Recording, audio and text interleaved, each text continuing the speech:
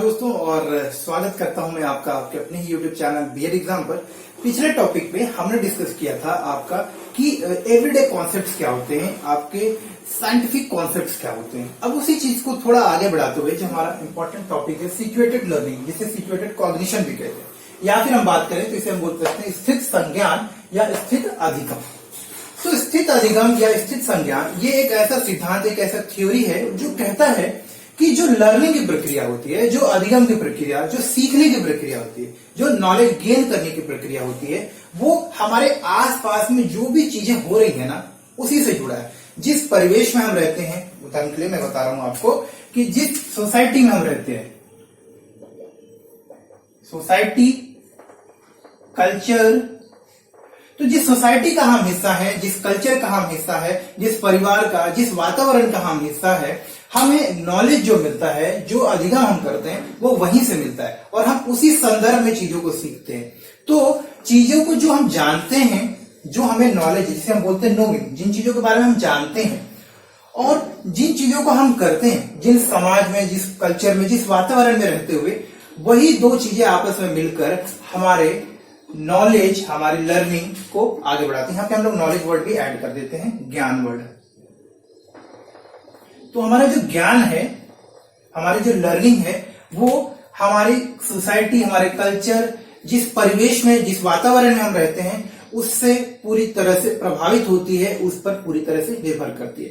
तो जो situated cognition theory है, सिचुएटेड लर्निंग थ्योरी है, जिसे स्थित संज्ञान थ्योरी भी कहते हैं, स्थित संज्ञान सिद्धांत भी कहते हैं, वो कहती है कि चीजों के बारे में जानना, चीजों के बारे में सीखना जो होता है आपका, उन चीजों को बिना किए नहीं पूरा किया जा सकता। तो जो भी चीजें हम अपने आसपास में देख रहे हैं, सुन रहे हैं और समझ रहे हैं, उसको जब तक जानने के अलावा उसको हम लोग व्यक्तिगत रूप से, प्रैक्टिकल रूप से करते नहीं है, हम उस चीज के बारे में बेहतर तरीके से सीख नहीं सकते, उस चीज के बारे में हमें नॉलेज या ज्ञान नहीं हो सकता। तो ज्ञान के निर्माण में, लर्निंग की प्रक्रिया में आवश्यक है कि चीजों के बारे में हम जाने भी और उसको परिस्थिति में, उसी किसी उपयुक्त परिस्थिति में, या जिस चीज के बारे में हम सीख रहे हैं उसको वैसी स्थिति में लागू भी करें, उसका उपयोग करें, तब जाके चीजों को हम सीख पाते हैं। तो जो आपका सिचुएटेड लर्निंग थ्योरी है वो कहता है कि जो नॉलेज है आपका, वो नोइंग और डूइंग दोनों के कॉम्बिनेशन से बनता है। मतलब चीजों को जानना और उनको करना, इन जब दोनों चीजों को जोड़ते हैं तब जाके आपको ज्ञान मिलता है, या आप चीजों को लर्निंग करते हैं, उसका अधिगम करते हैं, उसे सीखते हैं। तो याद रखिएगा, सिचुएटेड लर्निंग थ्योरी कहता है कि अगर आपको कोई चीज सिखानी है, किसी चीज को सिखानी है, या कोई बच्चा तभी जाकर, या कोई सीखने वाला किसी चीज को तभी बेहतर तरीके से सीख पाता है जब जिन चीजों के बारे में वो पढ़ रहा है, जिन चीजों के बारे में वो नॉलेज अलग अलग तरीकों से कॉन्सेप्ट ले रहा है, थियोरेटिकल कॉन्सेप्ट ले रहा है, किताबी ज्ञान ले रहा है, सो उसको जब उसी परिस्थिति में करता है, एक नई परिस्थिति में उस सीखे हुए ज्ञान का लागू करता है, उसका उपयोग करता है, तब जाके उसको नॉलेज आता है, तब जाके उस चीजों को वो बेहतर तरीके से सीख पाता है। उदाहरण के लिए मैं बताता हूं, आप ड्राइविंग करना सीख रहे हैं, आप ड्राइविंग स्कूल जाते हैं, वहां थ्योरी में आपको बहुत सारी चीजें बताई जाएंगी, आपको गाड़ी के बारे में बताया जाएगा, गाड़ी के हिस्सों के बारे में बताया जाएगा, brake, clutch, gear, back light, back brake, जैसे भी turn, U turn, right turn, वो सारी चीजें आपको बता दी जाएंगी। तो आपने उसके बारे में नॉलेज ले ली, आपने नोइंग किया, उसके बारे में आपको जानकारी हो गई, किताबी जानकारी हो गई। अब जब उस किताबी जानकारी को आप रोड पर जाकर, मैदान में जाकर, किसी खाली स्थान पर जाके जब प्रैक्टिस करते हैं, तब जाके आप सही तरीके से अधिगम कर पाते हैं कार चलाने का, गाड़ी चलाने का। तो चीजों को सही सीखने का मतलब ये होता है कि उस चीज के बारे में जानकारी इकट्ठा करना और उसी परिस्थिति में या किसी नई परिस्थिति में। तो नई परिस्थिति का मतलब कि या तो आपको टीचर, ड्राइविंग टीचर जो है ले जाकर मैदान में अपने साथ में ड्राइविंग करवाए तो आप सीखेंगे, या फिर अचानक से किसी दिन आपको जरूरत पड़ गई कि आपको कार लेकर बाहर जाना है और तब आपने ड्राइविंग करी और तब आप जाके वहां पर सीख गए। तो याद रखिएगा, सिचुएटेड लर्निंग थ्योरी कहती है कि उसी स्थिति में सिचुएट होना है, उसी स्थिति में आपको जब तक रखा नहीं जाता है तब तक आप बेहतर तरीके से अधिगम या लर्निंग नहीं करते। तो सिचुएटेड लर्निंग थ्योरी के हिसाब से चीजों को जानना और उसके साथ उसको करना, किसी परिस्थिति में, किसी कॉन्टेक्स्ट में, कॉन्टेक्स्ट मतलब किसी संदर्भ में, जो चीजें आपने पढ़ी है, जो चीजें आपने जानी है, अब उसका इस्तेमाल कर रहे हैं, तब जाके आपका ज्ञान सही प्रकार से तैयार होता है, सही प्रकार से आपको ज्ञान मिलता है, आपको नॉलेज मिलती है। तो इस थ्योरी को हम आपको डिफाइन करके आपको बता देंगे, अभी यहाँ पे बस इसके कॉन्सेप्ट की बात कर रहे हैं। तो आप समझ गए होंगे सिचुएटेड लर्निंग थ्योरी क्या कहती है कि सीखने का सबसे सटीक और अच्छा तरीका ये है कि जो चीजें हम जानते हैं उसको व्यवहारिक रूप से करें, उसको प्रैक्टिकल रूप से उन्हीं चीजों में करें। अगर मान लीजिए आपको स्विमिंग के बारे में सिखाया जा रहा है तो स्विमिंग आप तब जाके सीख सकते हैं बेहतर तरीके से जब तक कि आप पानी में उतरेंगे नहीं और तैराकी करते रहेंगे। तो याद रखिए, सिचुएटेड लर्निंग थ्योरी का मतलब उस स्थिति में जाकर उस ज्ञान का प्रैक्टिकल यूज करना। अभी आप समझ गए होंगे, इसको हम डिटेल नोट्स में आपके साथ शेयर कर दूंगा। अभी सिर्फ आपकी जानकारी के लिए मैं आपको शेयर कर रहा हूं ताकि आपका भी कॉन्सेप्ट फॉर्म हो जाए। इसके बाद हम डिटेल नोट शेयर करेंगे जहां आपको सारी चीजें आपको बेहतर तरीके से समझ में आएंगी। तो उम्मीद करता हूं कि आपको यहाँ पे ये चीज समझ में आ गई हो कि सिचुएटेड लर्निंग थ्योरी स्थित संज्ञान क्या है और किस तरह से ये थ्योरी काम करता है। इस थ्योरी कहती है, इस पे वेगोस्की ने एक सन 1987 में, आप ध्यान रखिएगा वेगोस्की के बारे में आप जानते ही होंगे, मैं बता देता हूं। सो वेगोस्की ने, जो कि आपकी सोशल लर्निंग थ्योरी के बहुत बड़े मतलब आपके प्रतिपादक भी हैं, सो वेगोस्की ने 1987 में, वर्ष 1987 में एक बहस छेड़ दी, एक चर्चा छेड़ दी कि भाई जो एक साइंटिफिक नॉलेज होता है, जो चीजें हम सीखते हैं वो किस तरह से सीखते हैं, वो जो हमारा प्रतिदिन का ज्ञान होता है उससे किस तरह से निर्मित होता है। तो ये सारी चीजें जब उन्होंने चर्चा छेड़ी, उसी में आगे चल के सिचुएटेड लर्निंग थ्योरी के भी कॉन्सेप्ट को मतलब बल मिला, सिचुएटेड लर्निंग थ्योरी को भी लोगों ने समझने का प्रयास किया। तो विगोस्की ने कहा कि जो प्रतिदिन का हमारा ज्ञान होता है वो हमारे लिए आधार का काम करता है किसी भी वैज्ञानिक चीज को सीखने और समझने का। इसी बात को जब धीरे धीरे और चर्चा की गई तो और गहन रूप से समझने का प्रयास किया गया कि सीखने का सबसे बेहतर तरीका, जो कि आज के समय में तकरीबन हर एक जो शिक्षण शास्त्री या शिक्षण से जुड़ा जो भी व्यक्ति मानता भी है कि सीखने का जो सबसे बेहतर तरीका है वो ये होता है कि व्यक्ति को उस चीज का प्रैक्टिकल नॉलेज दिया जाए, उस व्यक्ति को उस चीज को उसी स्थिति में करने का अवसर दिया जाए। मान लीजिए, जैसे मैंने आपको कार चलाने की बात करी, अब मैं आपको एक उदाहरण देता हूं। मान लीजिए आपको एक भाषा सीखनी है, हमें फ्रेंच सीखना है, चाइनीज सीखना है, उर्दू सीखना है या फिर इंग्लिश, जो कि थोड़ा कठिन भी लगता है।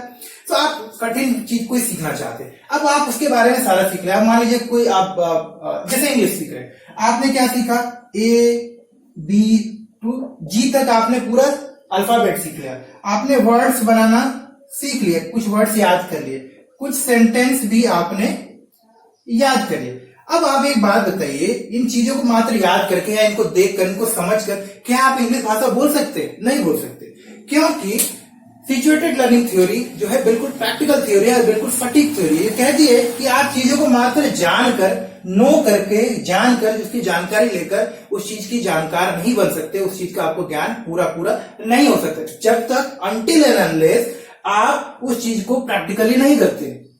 तो अगर आप इंग्लिश सीखना चाहते हैं तो आपको इंग्लिश के रूल, ग्रामर, वर्ड्स तो सीखना ही पड़ेंगे, उसके बाद उसको प्रैक्टिकली यूज करना पड़ेगा।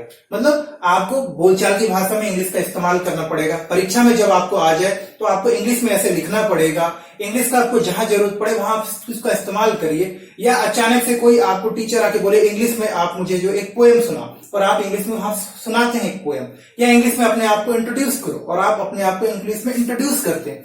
तो इस तरह से आपकी जो इंग्लिश की जो समझ है, इंग्लिश का जो ज्ञान है, आपका ज्ञान किताबों में बहुत सारा होता है, लेकिन आपने क्या सीखा, आपका अधिगम कितना हुआ है, आपकी नॉलेज कितनी हुई है, ये इसी बात पर डिपेंड करता है कि चीजों को जानने के बाद आप उसको परिस्थिति के अनुसार, स्थिति के अनुसार, किस संदर्भ में, सिचुएशन में किस तरह से उपयोग कर रहे हैं, किस संदर्भ में इसको कितने बेहतर तरीके से इस्तेमाल कर पा रहे हैं। तो आपकी जानकारी उतनी ही बढ़ेगी जितना कि आप उसको इस्तेमाल करेंगे। इसीलिए सिचुएटेड लर्निंग थ्योरी कहती है कि चीजों को जितना बेहतर तरीके से जानते हैं उतने ही बेहतर तरीके से उसी परिस्थिति में जब इस्तेमाल किया जाता है तो हम चीजों को बेहतर तरीके से सीखते हैं। तो उम्मीद करता हूं दोस्तों कि जो सिचुएटेड लर्निंग थ्योरी है, जो मैं अभी आपको एक बेसिक कॉन्सेप्ट देने का प्रयास कर रहा हूं, वो आपको समझ में आ गया होगा। अगर कोई डाउट रहे इसमें तो आप इसको आगे भी पूछ सकते हैं। इसके डिटेल नोट्स मैं आपके साथ अभी शेयर कर रहा हूं ताकि आपको इसमें कोई डाउट ना रह जाए। और क्योंकि थोड़ा सा एग्जाम नजदीक है तो मैं जल्दी जल्दी टॉपिक्स को यहां भी कवर कर रहा हूं और साथ ही साथ आपको नोट्स के साथ भी कवर करने की कोशिश करूंगा। तो यहां पर हम लोगों ने जो है आपका लैंग्वेज अक्रॉस द करिकुलम का यूनिट 2 कंप्लीट किया है। इससे पहले मैंने आपको चाइल्ड एंड एडल्ट मिसकॉन्सेप्शन भी बताया था कि बच्चों और वयस्कों में जो गलत अवधारणाएं होती हैं वो क्या होती है, कैसे बनती है। इसके बाद हमने एवरीडे कॉन्सेप्ट्स के बारे में पढ़ा, और आज हम लोगों ने सिचुएटेड लर्निंग, जिसे हम लोग बोलते हैं स्थित संज्ञान, स्थित अधिगम, इसके बारे में भी एक जानकारी ली। अभी तक के जो भी पॉइंट्स हैं यहाँ मैं आपको कोशिश करूंगा कि नोट्स भी शेयर कर दूं, ताकि आपके एग्जाम की तैयारी जो आप अपने स्तर पर तो कर ही रहे होंगे, आपकी तैयारी भी बेहतर हो पाए। तो मिलते हैं अगले वीडियो में, तब तक के लिए नमस्कार और धन्यवाद।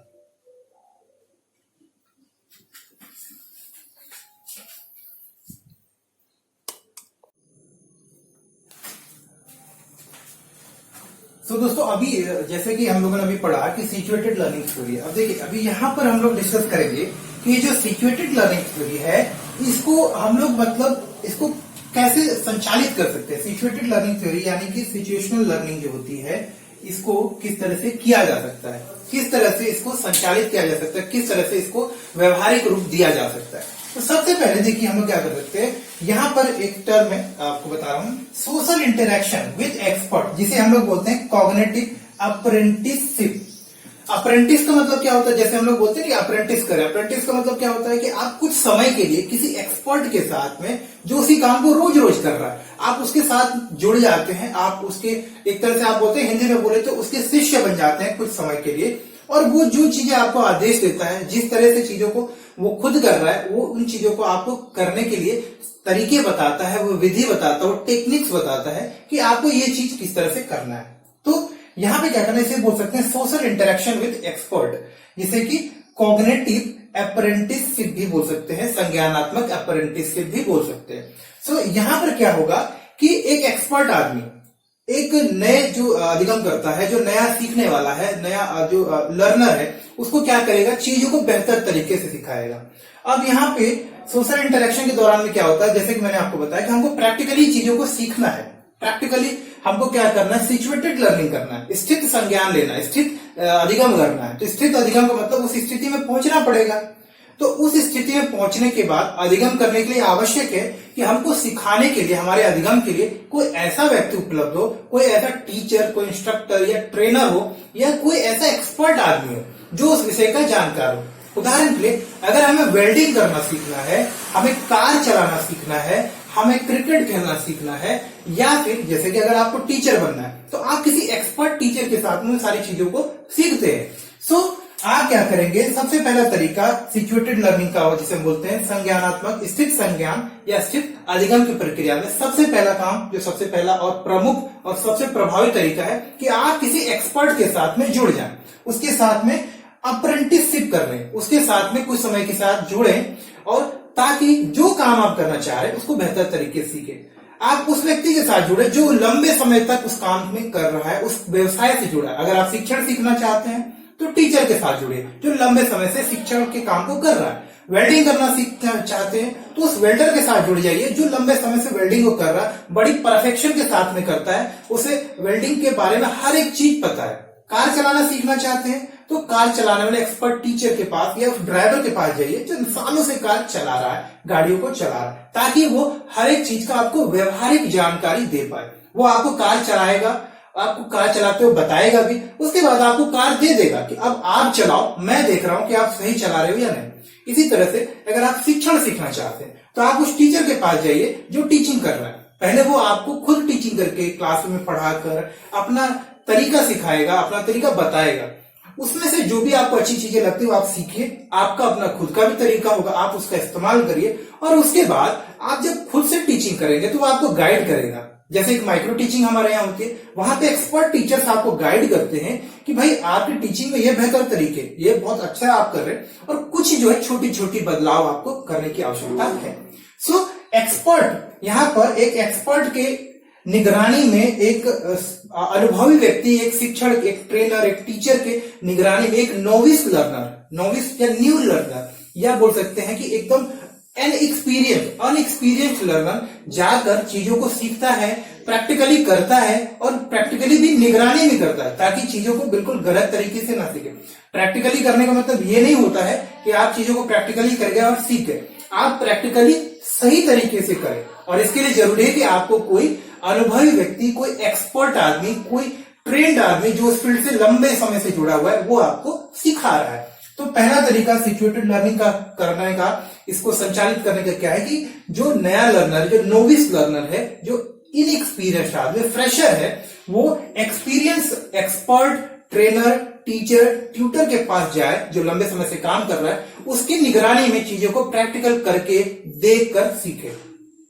दूसरा तरीका है एंकर्ड इंस्ट्रक्शन। अब एंकर्ड इंस्ट्रक्शन के बारे में शब्द के पीछे आप बिल्कुल मत जाए। यहां पर ऐसा है, मतलब कि आप समझिए कि इसको ऐसा समझ सकते हैं कि यहाँ पर आप ही के जैसे, आप मान के चले अगर ड्राइविंग सीख रहे हैं तो आप ही के जैसे और सारे लोग भी ड्राइविंग सीखने आए होंगे।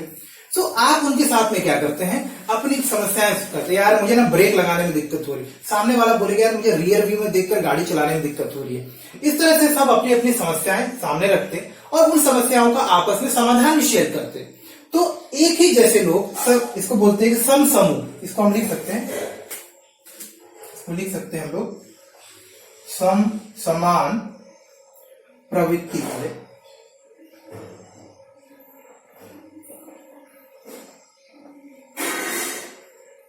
समूह निर्देशन।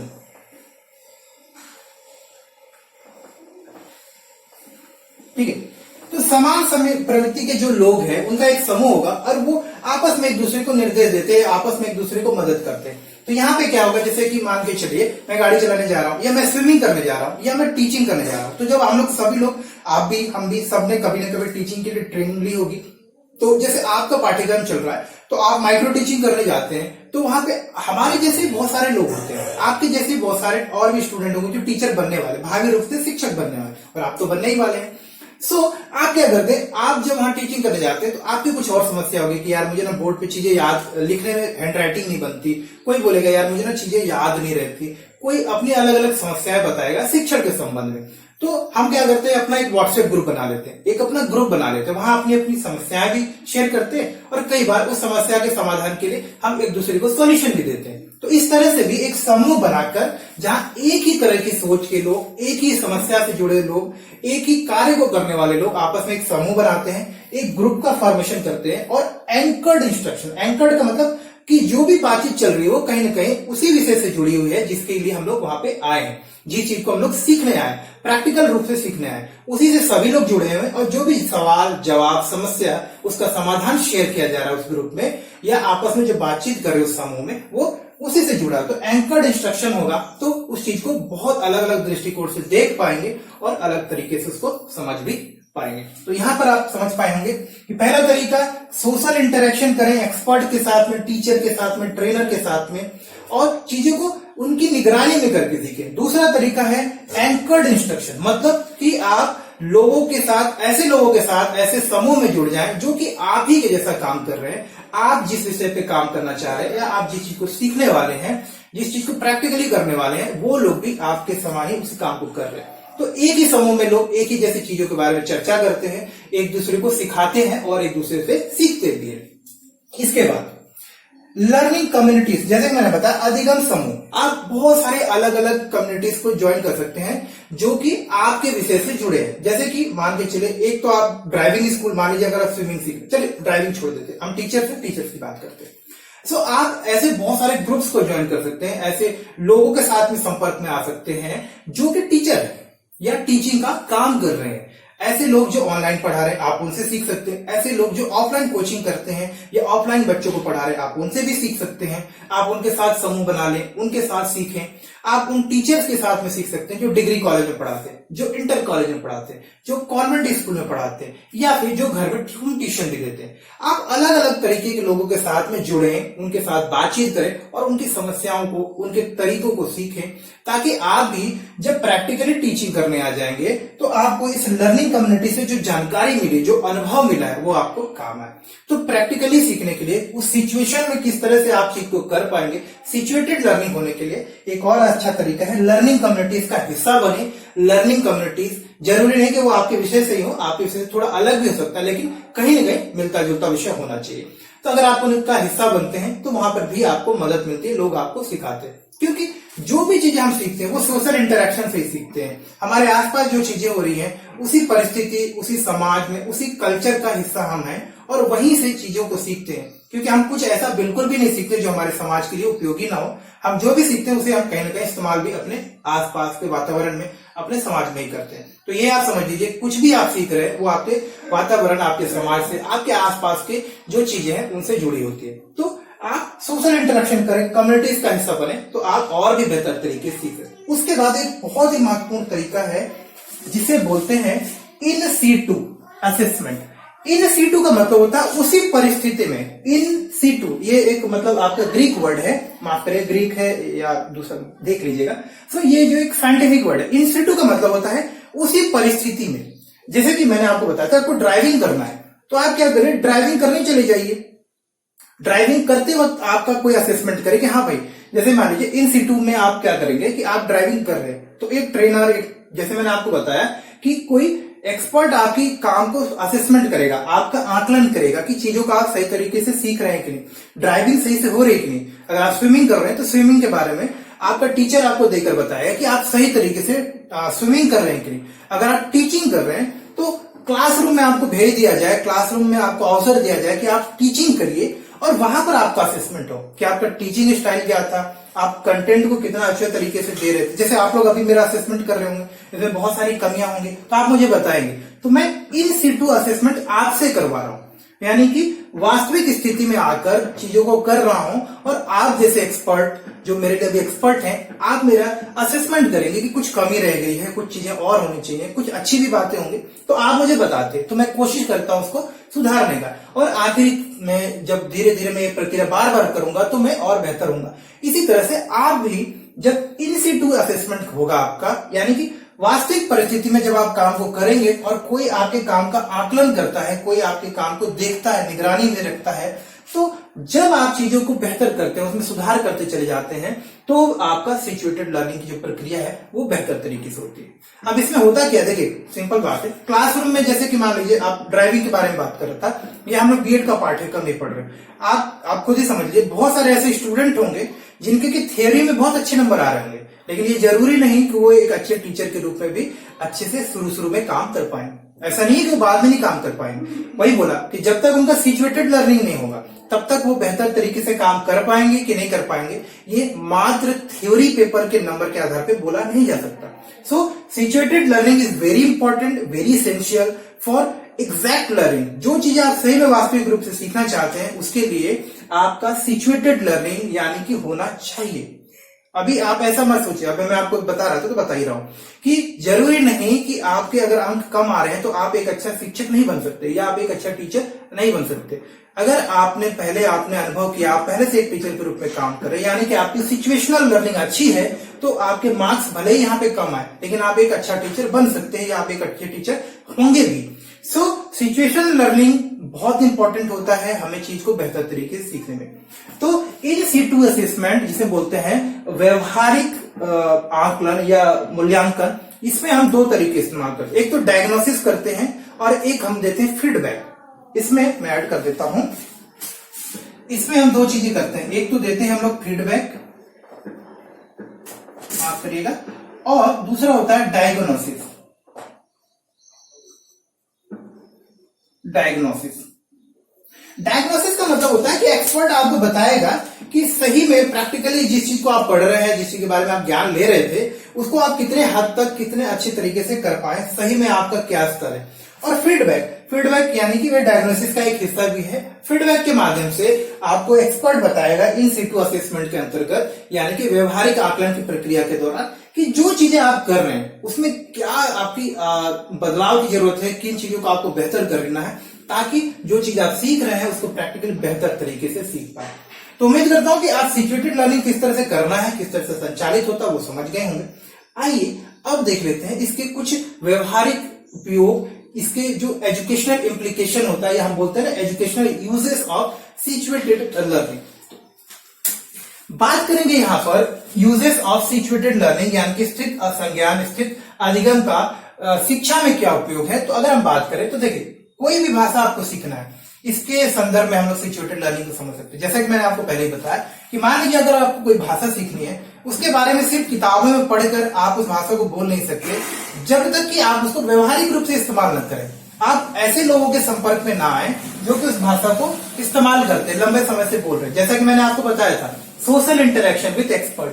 तो आप किसी भाषा को तब तक बेहतर तरीके से नहीं सीख सकते जब तक कि आप वैसे लोगों के संपर्क में ना हो जो उस भाषा को लंबे समय से बोल रहे, उसके एक्सपर्ट हैं, उसके जानकार हैं। सिर्फ व्याकरण सीखने से आप उस भाषा को नहीं सीख पाए। तो सिचुएटेड लर्निंग भाषा सीखने में मदद करती है, क्योंकि वहां पर हम चीजों को व्यवहारिक रूप से करते हैं, उन लोगों से, उन एक्सपर्ट्स के संपर्क में आते हैं जो लंबे समय से उस भाषा को बोल रहे हैं। जब हम लोगों के साथ बोलते हैं, उस भाषा के उपयोग का सही तरीका सीखते हैं, भाषा के उच्चारण को सीखते हैं, भाषा को किस तरह से लिखते हैं, किस तरह से व्यक्त करते हैं, उन सारी चीजों को एकदम सही तरीके से सीख पाते हैं। ये बहुत जरूरी होता है। तो सिचुएटेड लर्निंग का सबसे पहला इस्तेमाल होता है किसी भाषा को सीखने में। फिर किसी भी वैज्ञानिक चीज के बारे में समझ बढ़ाने के लिए। अब देखिए, अगर मैं आपको यही बोलूं कि जो हवा, मतलब अगर जैसे कि हम बोलते हैं ना कि वाटर जो है, पानी जो है, हाइड्रोजन यानी कि 2 कण हाइड्रोजन और 1 कण ऑक्सीजन से मिलकर बना है। अब जैसे कि हम लोग यहाँ पे बोलते हैं, मैं बता दूं कि H2O की अगर हम बात करते हैं तो H2O का मतलब होता है 2 कण आपके हाइड्रोजन के होते हैं और 1 कण आपका ऑक्सीजन का होता है। इसी तरह से मान लीजिए मैं बोलूं CO2, इसी तरह से कार्बन का 1 कण और 2 कण ऑक्सीजन का। ये मैं बोल रहा हूं, ये आपने पढ़ भी लिया, लेकिन अगर आप इस चीज को प्रैक्टिकली कर पाए, इस चीज को कोई ऐसा टेक्निक जो साइंटिफिक टेक्निक मेरे पास नहीं है, अगर आप इस चीज को जब प्रैक्टिकली करते हैं तो आप देखते हैं कि भाई ये चीजें होती हैं। तो जब आप सिचुएशन में, उस सिचुएशन में जाके लर्निंग करते हैं प्रैक्टिकली, उस सिचुएटेड लर्निंग की प्रक्रिया में आप जाएंगे। आपने कार्बन डाइऑक्साइड बनाने की जो सैद्धांतिक विषय है, थियोरेटिकल नॉलेज ले लिया, अब उसको लैब में जाइए, उसको यूज करिए और कार्बन डाइऑक्साइड बना दीजिए। अगर आप कार्बन डाइऑक्साइड बना पाते हैं तो आपकी क्या होगी, वैज्ञानिक जो समझ है वो बढ़ेगी। आपको उससे संबंधित जितनी भी चीजें आपने की होंगी उसके बारे में आपका नॉलेज बढ़ेगा। तो कुछ भी वैज्ञानिक चीजें जिसके बारे में हम सैद्धांतिक रूप से पढ़ते हैं, उसको अगर हम लोग प्रैक्टिकली कर ले तो उसे और बेहतर तरीके से समझ पाते हैं। तो वैज्ञानिक समझ के विकास में, उसको समझने में और ज्यादा विकसित करने में हमारा सिचुएटेड लर्निंग मदद करता है। उदाहरण के लिए जैसे इसी तरह से आपको हमने बताया था कि हम पढ़ते हैं एक रिएक्शन होता है जिसे हम लोग बोलते हैं एक्सोथर्मिक रिएक्शन, यानी कि ऐसी प्रतिक्रिया, ऐसा रिएक्शन, केमिकल रिएक्शन जहां पर कि अगर कोई वस्तु जो है ऊर्जा छोड़ रही है। जैसे कि मान लीजिए आपने व्हाइट चूना देखा होगा, चूने का अगर आप पानी में डालते हैं तो जो चूना होता है पानी के संपर्क में आकर ऑक्सीजन के साथ में, हाइड्रोजन के साथ में, पानी के अंदर जो होते हैं उनसे रिएक्शन करके कार्बन डाइऑक्साइड, कार्बन मोनोऑक्साइड और बहुत ज्यादा ऊर्जा छोड़ता है। तो आपने देखा चूना जैसे ही आप पानी डालते हैं बुलबुले और तेज गर्मी छूटती है।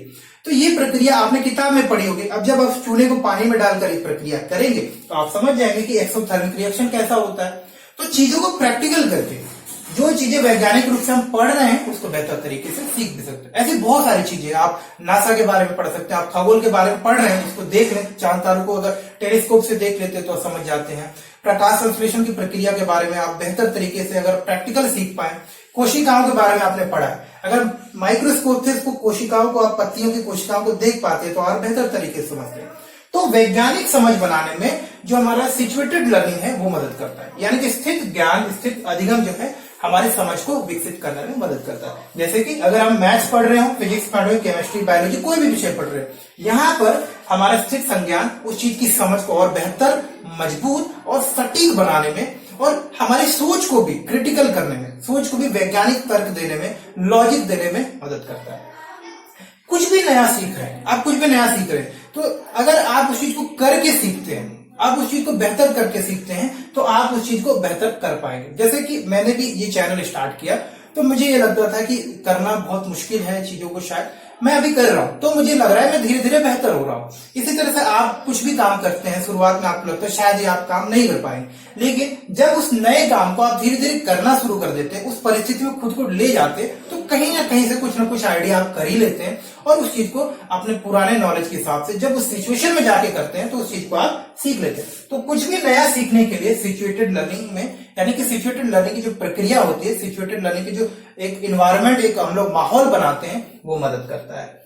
ट्रेनिंग के दौरान अब किसी को ट्रेन करना है, जैसे कि मान लीजिए आपने देखा होगा कुत्ते को स्नाइपर डॉग बनाते हैं जो कि बम को पहचानते हैं। बहुत सारे आपको ट्रेनिंग दिया, आपको कमांडो बनाया जाए, आपको आर्मी ज्वाइन करनी तो आपको आर्मी के हिसाब से तैयार करना है, उसके हिसाब से सिचुएशन के हिसाब से आपको ढालना है। तो आपको क्या किया जाता है, मात्र ये नहीं बताया जाता बंदूक कैसे चलती है या दुश्मन वहां है तो ऐसा बम फेंक देना है, ऐसा नहीं बताते। आपको उसकी ट्रेनिंग दी जाती है, आपको उसकी सिचुएटेड लर्निंग कराई जाती है, आपको उसका स्थित संज्ञान अधिगम किया जाता है। आपको प्रैक्टिकल कराया जाता है, आपको दौड़ाया जाता है, आपको तैयार किया जाता है, आपको बंदूक चलाना सिखाया जाता है। ऐसी परिस्थिति में आपको छोड़ दिया जाता है। आपकी ट्रेनिंग ऐसी होती है कि आप चीजों को सीख पाते हैं। तो स्थित संज्ञान चीजों को वास्तविक रूप से सीख पाने के लिए आवश्यक ही नहीं, परम आवश्यक भी है। तो उम्मीद करता हूं कि जो उदाहरण मैंने आपको यहाँ पे दिए हैं, आपकी समझ में जो समझ है इस विषय के लिए आपको जरूर मदद कर रही होगी। जो चीजें मैंने बताई, अगर इसमें कोई त्रुटि, कोई कमी रहेगी तो आप भी फीडबैक दें, क्योंकि आप ही मेरे एक्सपर्ट टीचर हैं, तो आप जरूर गाइड करें। इसके डिटेल नोट्स मैं आपके साथ हिंदी और इंग्लिश में बहुत ही जल्द शेयर करूंगा, तो प्लीज घबराएं नहीं। साथ ही साथ जो आपके ऑप्शनल सब्जेक्ट्स हैं, मैं उनके लिए भी आपकी तैयारी कर रहा हूं और आपको जो है कोशिश करूंगा कि 15 तारीख तक जो है जितना ज्यादा हो सके नोट्स आपके साथ शेयर कर पाऊं। तो अगर आप अभी तक चैनल के साथ नहीं जुड़े या आपने अपने चैनल को सब्सक्राइब नहीं किया तो प्लीज चैनल को सब्सक्राइब करें और नोटिफिकेशन बिल को प्रेस करना ना भूलें, क्योंकि अगर नोटिफिकेशन ऑन नहीं होगा तो आपको मेरे नोटिफिकेशन नहीं मिलेंगे जब भी मैं वीडियोस अपलोड करता हूं। तो वीडियो अच्छा लगा हो तो लाइक जरूर करें, लगे कि आपके दोस्त को भी इसकी जरूरत हो तो शेयर कर दें और मिलते हैं अगले वीडियो में। तब तक के लिए नमस्कार और धन्यवाद।